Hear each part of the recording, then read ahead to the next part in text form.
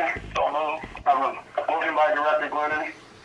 Can I have a second, please?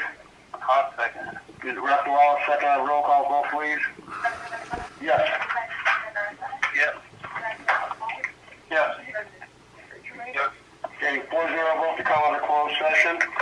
There's no reportable action from closed session, thus continuing. It's now 6:40 p.m. and we'll continue into open session. Okay, at this time, public comment. Any person may address the board on any subject within the district's jurisdiction which is not on the agenda.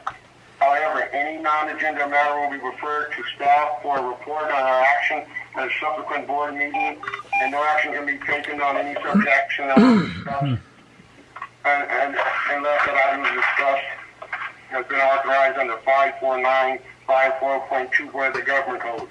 Any person may also address the board on any matter, subject agenda matter at the time the matter is discussed by the board's consideration and action. Speakers are requested to limit their comments to 5 minutes at this time. It's 6:41. Public comments is open. Anyone from the public, go ahead, please. Yeah, this is Renee Westerlusk. I didn't know if your community service district board members had any questions, and I have a little bit of more information on the Kern County redistricting. Hey, Renee, you can go ahead with that, but like Steve said earlier, he'll be following up with you. Okay. Like I said, go ahead, because we have some more members of the community on, so you go ahead and speak to them, and Steve will be following up with the other information. Do you want me to give you the date you see for the Kern County redistricting? At all? Yes, you can. Yeah, right now they're supposed to have another public hearing, but they haven't decided the date. But then they have on their calendar September 28th, 3 p.m. Board of Supervisors meeting. They're gonna, there's some like preliminary. It says receiving information regarding demographics of existing districts based on final census data, and then they have 3 public hearings scheduled after that. One is October 26th, 2021, 3 p.m. They're going to present initial draft district maps. So I'm guessing that if you guys have any opinions about, or your community has any opinions about submitting maps of what you want or giving testimony, you need to get it in before October 26th. And then they have 2 other public hearings, I guess, to discuss the district draft plans for the supervisorial districts. One is November 8th and the other one is November 16th. I would encourage everybody to get any comments in before the 28th, possibly 30 days prior to it, because if they draft those maps, they're halfway there. Right.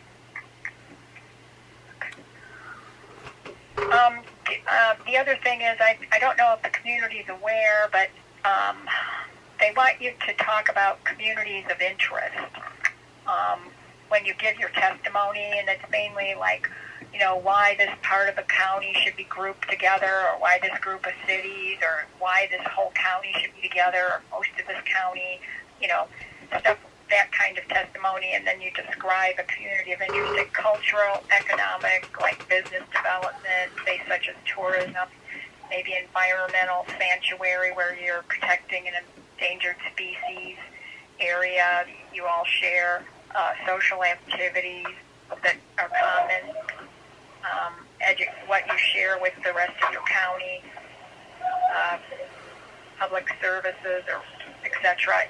Any of this community of interest testimony is helpful for giving either for the Board of Supervisors districting or for the State of California Citizens Redistricting Commission. I think that's all I have to say, unless anybody else has any questions. I would encourage your community, to get involved, because the lines will change, and if you want to keep your current lines, somebody needs to stand up for your community. And I'll just leave it at that. I thank you for allowing me to speak with your community service district. We're thank you for enough of us to get in touch with us. We'll be following up with you, and like I said, let's hopefully that we all come together to do something good for each area. Thank you very much. Okay, thank you. Absolutely. Is there anyone else in the community? Director Glenn?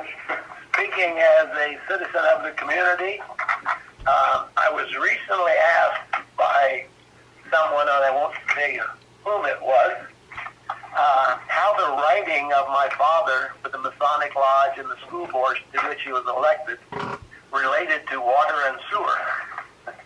I did not have an answer. However, I have read the answer in my father's writing.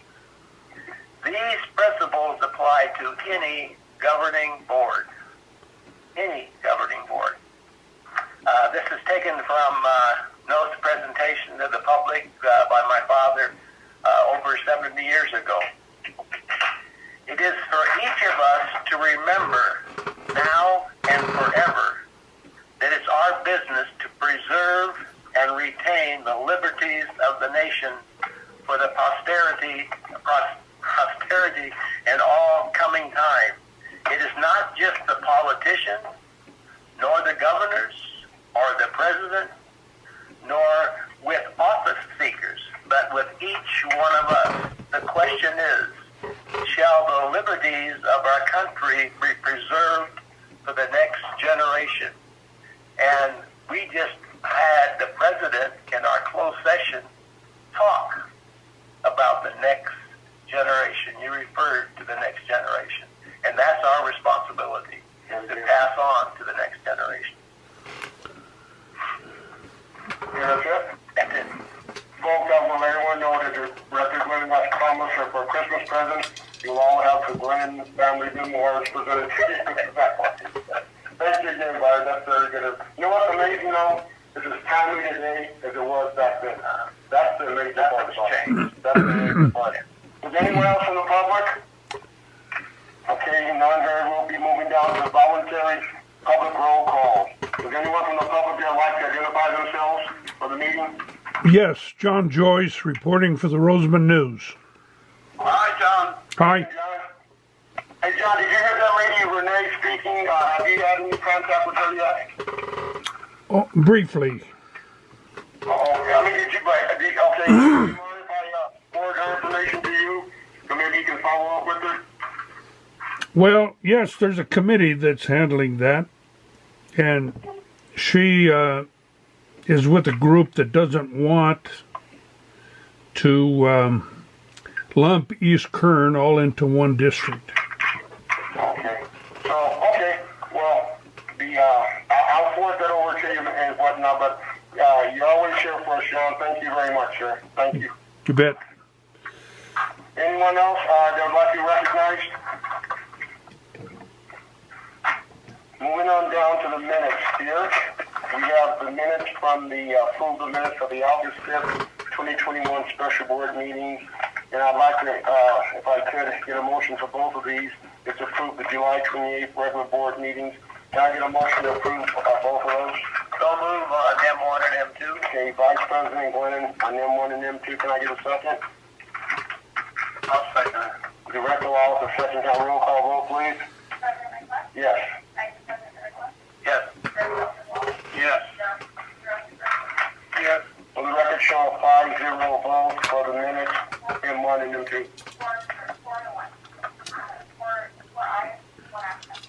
I said 5-0. That assumption, I apologize. Thank you for that catch. Maturity, my birthday's Sunday, so I guess I'm starting to mature a little bit. Okay, let's go on to the consent calendar. Can I have a motion for CC1 approved check voucher registered from 7/2021 to 8/2/21? Can I get a motion? So move. I have a motion by Vice President Glenn, and I get a second. I'll second it. Director Wallace, second. Can I have a roll call vote, please? Yes. Yes. Yes. Yes. 4-0 approval. Okay, let's move down to presentations. Brock, are you on? Yes, sir, I am. Okay, we have a presentation on the water reclamation plant update. Brock Smith, Public Works Manager. You have the floor, sir. Thank you. Good evening. Oh, I'm sorry. No, we have to go back. We didn't do the CC2. I'm sorry, folks. We didn't do CC2. Okay. Sorry about that, Bob. Stand by. Okay, now on the consent calendar, folks, we have CC number 2, cash balance report for July 2021. I get a motion for approval. So moved. Vice President Glennon, I get a second. I'll second it. Director Wallace, second. Can I get a roll call vote, please? Yes. Yes. Yes. Yes. I will let the record show 4-0 vote. Now we move down to presentation. Public Works Manager Brock Smith, you have the floor, sir. Thank you. At the wastewater treatment plant, the contractor continues to work towards the startup of the plant. In the past 2 weeks, they've completed multiple minor tasks around the plant, including the epoxy coating, sluice gate installation, and completing the utility water systems that will use treated water from the plant for utility water around the plant for washdown and various paths. The contractor also started filling aeration basin 1 with fresh water in preparation for the vendor certification and testing that will begin next week. I will keep the board updated as that certification process completes. Thank you. Hey, Brock, on a side note, you know that grass out there in the front of the district where you put the seeds down? That stuff came in very good. Both of them look very good. It's doing very well. Thank you. Yeah, that was a good job on that. Heads up on you guys on that one. Okay, let's go into new business. Oh, I got a question for Brock. Oh, great. I'm sorry, Brock. I mean, go ahead. Steve gave us a copy of the county hazard mitigation plan, and boy, you guys did a lot of work. Zed and John and Brock and Steve. But on one of the pages there, it says that it was going to be completed in spring of 2021 with roughly 1,300 acre feet. I guess we didn't quite make that deadline, did we? You know what, we didn't, and I'll bring this up more during my presentation on that, but this process started at the beginning of 2019, and so a lot of the information that's in that document was assumptions from that time frame. Okay, so that was an assumption. Yeah, correct. So that's some of that information is 2 years old, but there's still a chance for minor edits in various things. Yeah, we're pretty close. We're just about there, aren't we? We are. We're very close. Thank you. Any other directors? Thank you, Brock. Okay, on to new business 1, approval of a mutual response agreement between the Alamo Valley Water Agency. General Manager Steve Perez, presenter. Go ahead, sir. Yeah, this the mutual response agreement for the Alamo Valley agencies is a group of agencies that come together to respond, help, assist in any way possible during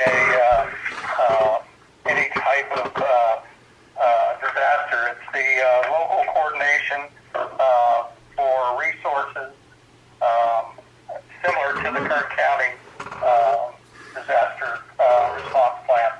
And this will go, I believe it's October, Brock, for approval, but this has to be approved by our board prior to going before the group. Is there something in place right now? I thought there's kind of something in place as far as mutual. We have unwritten. This is the written. It's unwritten. Okay. And this is the first one, is it not, Brock? Yeah, that's correct. There's been a handshake agreement in place for some time between Rosemont City and the surrounding water agencies, and this right here is to put that to paper. Like Steve said, this is something that we're planning to solidify and get started. I think they were talking late September, but it was dependent on timing of the other agencies for adoption. But at that point, once this plan is adopted, then we'll designate the responsible official from each agency as far as who will be responsible for making that call in a disaster. So this is the first step in that process, and then the actual committee will be formed. It's really an extensive, I've just kind of skimmed through it. And boy, it looks like a lawyer wrote it. It's actually the Kern County plan on that one. I'm thinking of the other one. There's indemnification and who gets paid and everything's in there. The hazard is what I was thinking of, is 440 pages long. And what briefing you have in front of you is just the RCSD portion. Steve, you or Brock, if you guys can answer, did any big glaring thing come out? I know we were getting information from Patrol and Ridgecrest when they had their earthquake. Did any other information come out about any real big thing that they did or didn't have going on during that? The debrief on that, from what I got from the guys, was that they were overwhelmed with water, number one. They did good there, but what they needed at that time was labor. Oh, man. So they needed bodies and people to help them. Is that your read on that, Brock? Yeah, that's correct. I think because they were in such an isolated area, and I don't think they had a plan such as this in place, they really didn't have anyone to call, so they were trying to reach out to contractors to respond, and I just don't think they could get the labor in the time they needed. Okay, good. So what you're saying with what we have in place and we're getting in place, we should be good if we have a disaster. Everything's going to kind of line up for us. We hope. Yeah. That's laid plan. Hey, Brock, you know the radio system we have in place now? Everyone that needs one has one now with the radios, correct? Yeah, that's correct, and we've actually tested that system to Portsville Water District. They have a similar radio system, and Palmville has a similar system. We just have to work on the radio programming to get that to work. But on a regular basis, we test it between RCSD and Portsville Water. So all of the trucks have it, and then all of the managers have a handheld that they can take with them. Outstanding. Anything else you want to add to that report? I don't have anything else to add to this. Steve, you good? I'm good. Okay. Thank you, guys. Let's go on and move to MB number 2, surplus property. Steve? We need to get a vote on that? Oh, we do? Yeah, that's approved. Yeah, we need a vote. Oh, okay. We need a motion. May I get a motion for MB1? I have a motion by Vice President Glennon. Can I get a second? I'll second it. Okay, Director Wallace, second. Count roll call vote, please. Yes. Yes. Yes. Yes. Let the record show 4-0 vote for the approval of the municipal response agreement between Antelope Valley Water Agencies. Let's go on to MB number 2, surplus property. Steve Perez, General Manager, presenter. Go ahead, sir.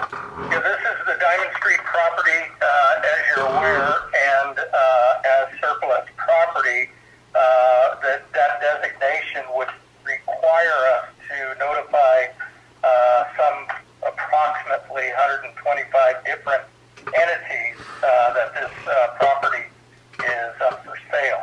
Now, we would have to send those notices out ourselves, and they have to go out certified, and that's costly. Approximately $850 just to notice that this property is surplus property. The reason I brought this forward in regard to surplus property is there are several people that are interested with nonprofit organizations in the building. So we'd have to designate it surplus, get an appraisal on it, and move forward with that. They've also expressed an interest in the property next door. And I know we strategically got that for that building. So as the discussion regarding designation of surplus property, we may discuss whether or not this board wants to entertain that. So at this point, we have other surplus properties out there, but having just this one go forward will give us an idea of how the whole system is going to work in this new have-to-sell state. Now, Steve, question, because I think we had talked about it before. Once you designate it surplus, does it forever stay surplus? That's my understanding, yes. So once we say surplus, but once we say surplus, then at that point, anyone can come to buy it. Well, I think we have to notify, do we have to give, is it first right of refusal on that by one of the required notifiers? They have first right of refusal. basically lose the right to have it because of surplus and they'd have to stay out there in the open market. Yes. Okay. All right. I ran into an acquaintance that I hadn't seen in years, and he said I was going to call you because he had an interest in that building. So, And we can't designate, like I know we were trying to help the museum out initially, but once it goes out there, it's whoever comes to the table with the numbers that we come up with. They aren't going to make a special allotment. No, that's a nonprofit. You got to lessen the price. It has to be current market value. in fact, it has to be fair market value, and that fair market value is established with an appraisal. Appraisal. Okay. I personally would not be excited about us putting that as, designate that as surplus property because of the unlikelihood that whoever really is interested in it would probably actually get it. And I hope down the road somewhere there's some way the district could actually use that property.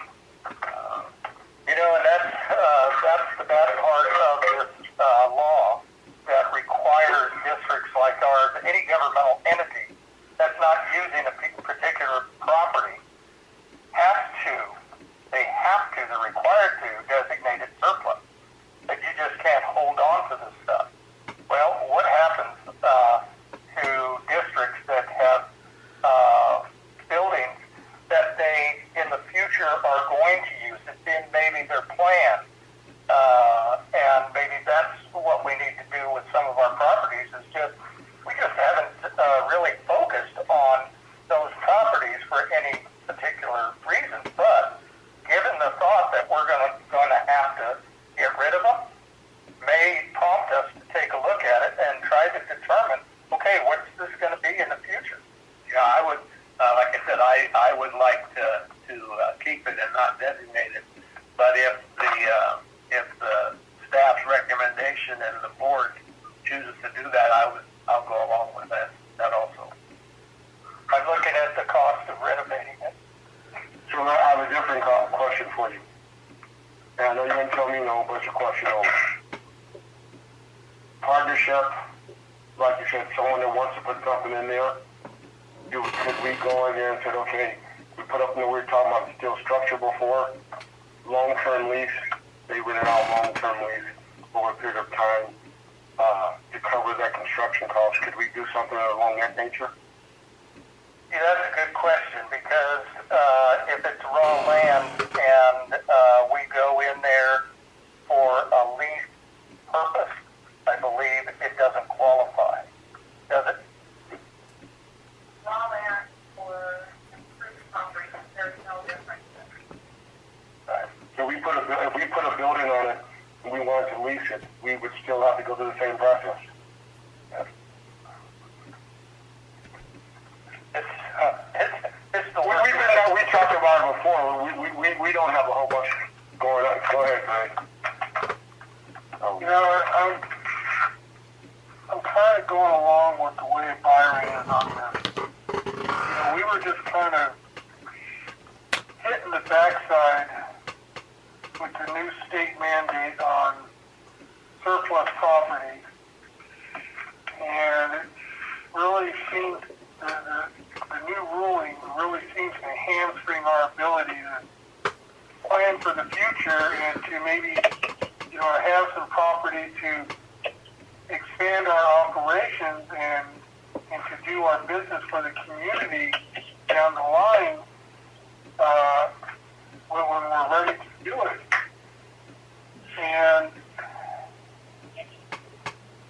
you know, I'm kind of it's a mindset of see if there's a way we can purchase that lot next to it, you know, for that very reason was to maybe go in there and tear the building down, build a new facility there for the district mission.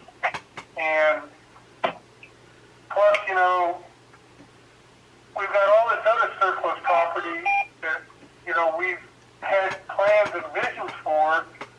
I mean, I realize that some of our property we probably need to get rid of, but I would kind of like to see if there's a way we can explore, before we kind of, my father used to say, cut our nose off to spite our face. To maybe look at this to see if there's a way that we can keep this piece of property and justify it with the new state rules. And once we make the determination what we want to hang on to for our future needs, then maybe take whatever's left over and then go to surplus property. But I think we're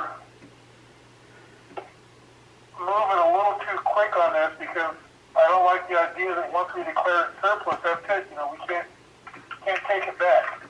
It locks us in, that's for sure. One more thought tying in with what you said, Greg. I agree with all that, but like I said, if the staff and the rest of the board members want to use this as a test to see how it works, we'll jump in and I'm willing to go along with that too, and to see what happens when we do designate something as surplus property. And of all of our properties, this may be the most likely one to have a value. Well, let me ask you a question, Steve. Since we're talking about could be maybe possibility, we still have our other property over there by the new construction, right? Why don't we start with that one? Because that's something that I could say out of all the places, we may not wind up doing nothing, but that could probably maybe bring in a bigger, to finance these other projects. It might be. I mean, you're going to look at one. I mean, whatever on this one here, I know this has come up before, but we could maybe do that and do the training center and the community resource center with that, because we have 10 acres over there, correct? Maybe we could look at that also too, because maybe that could bring in enough to do what we're talking about with the others. It might. And I got to tell you, on this issue, I'm neutral as far as a recommendation. I think it's something that the board basically should determine, because it's an asset. I hate to get rid of the asset, but for the new law from the state of California, we may be forced down the road here to do it. Yep. How about this? I mean, this is just food for thought. Food for thought. Board. Let's look at that other one and see that, and maybe dangle that out there. Because even though that's a bigger piece of land, it probably has less. That's more of something that a different group maybe, which would maybe suit their needs greater, because they can build it out the way they want to build it out. And to look kind of interested in that.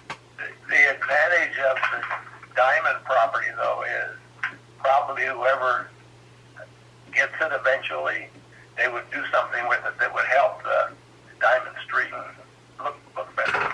I would assume. Don't bring it over there, want to go. Wasn't that what the grant from the county was supposed to do? Beautify? It started. Sure didn't turn out well. Okay, everything has a practice mode. Like I said, I'm fine with making this the test case.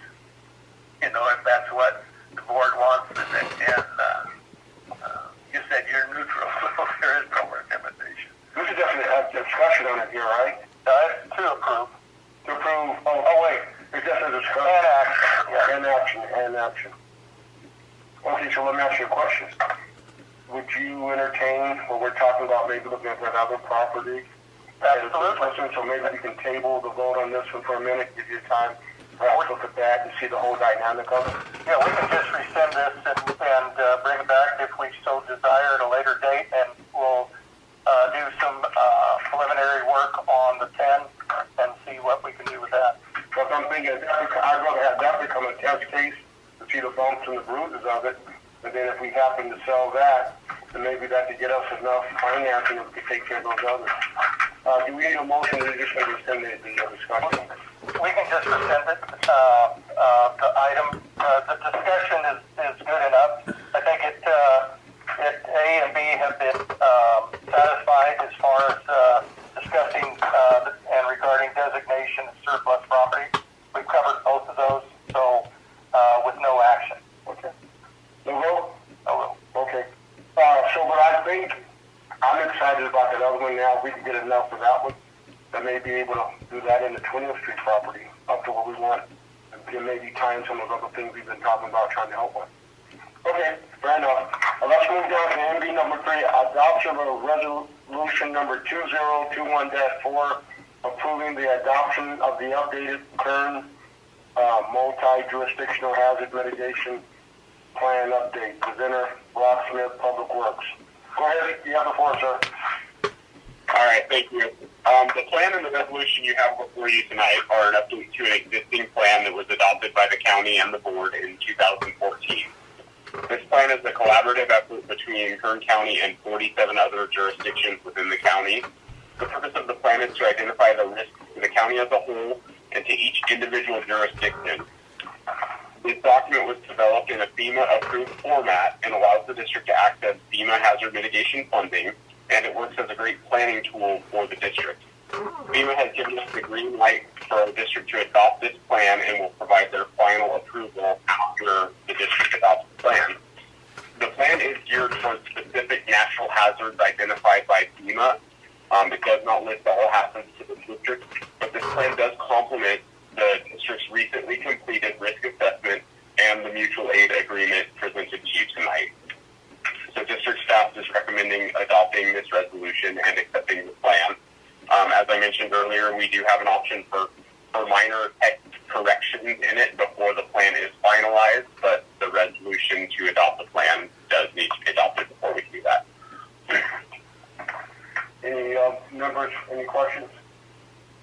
Hey, Brock, I'd like to compliment you, like Brian said earlier, looking at it, you, Lizette, and John, you guys did a good job on it. This looks like something that we could actually hold in hand and get things done with. So my compliments to the three of you folks. Okay, can I get a motion for the resolution? A motion by Vice President Glendon. I get a second? I'll second. Second by Director Wallace. Can I get a roll call vote, please? Yes. Yes. Yes. Yes. For the record show that MB3, the adoption of resolution 2021.4 of 4-0 approval. Let's move on down to Director Reports Committee. Director Reports. Let's start with you, Byron. You got the floor. Nothing specific, so I'll just pass the ball on down there. The can, Byron. This is the can. Sure. Greg, do you have anything? No. Okay, Director Wallace, anything? No. Well, one thing I'd like to bring up in this kind of ties in with the mitigation plans and the thing is that SOS, that's a first aid survival type, first aid, not survival, they sell survival equipment. They're down in the San Fernando Valley, but if you go to their website, it's SOS. They've been doing online presentations. So you can go in there. I went and looked at one of them. I think the big thing, we keep talking about district preparation. I think we also need to encourage the community to do their part to get themselves prepared also, be it first aid equipment, surplus, I'm not going to say surplus water, but surplus first aid equipment. So it's SOS, and in the San Fernando Valley, Google that, go to their website, and they have seminars that you can take for free. So that's a good thing there. So let's go ahead and we're going to move down to General Counsel. John, you have anything for us? Nothing to report tonight. All right, sir. Thank you. General Manager's update. Nothing today? Okay. Kristen, was that we have your report? Do you have anything else? No. We're good on that. And John or Brock, Public Works update. You guys here? Yeah, I just want to provide a brief update. One of the main topics of our strategic plan and a topic at various committee meetings is the training and education of our staff. This week, myself and two other employees are attending the Tri-State seminar, and so far we've been able to attend a lot of useful sessions.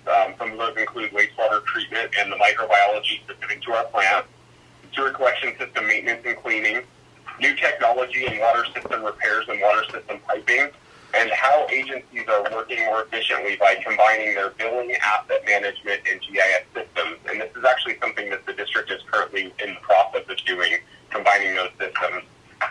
I also wanted to point out that Dago Herrera, who is one of our newest operators, passed his PACP certification exam today.